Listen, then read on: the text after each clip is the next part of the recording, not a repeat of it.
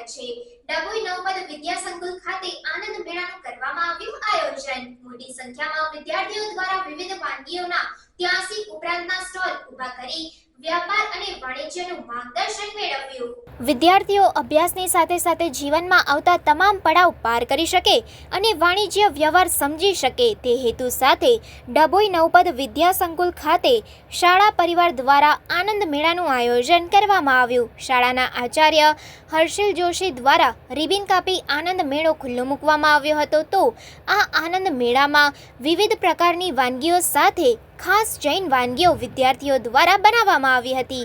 83 જેટલા સ્ટોલ રાખવામાં આવ્યા હતા। મોટી સંખ્યામાં વાલીઓ પણ આ પ્રસંગે ઉપસ્થિત રહ્યા હતા।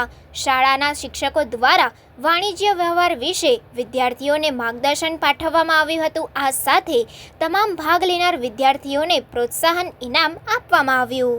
આજરોજ નવપદ વિદ્યા સંકુલ ડભોઈ ખાતે આનંદ મેળાનું આયોજન કરેલ હતું, જેમાં 80થી વધારે વિવિધ વાનગીઓના સ્ટોલ વિદ્યાર્થીઓ દ્વારા મૂકવામાં આવ્યા હતા તથા તેની સાથે વિદ્યાર્થીઓને પ્રોત્સાહન ઇનામ પણ આપવામાં આવ્યું હતું।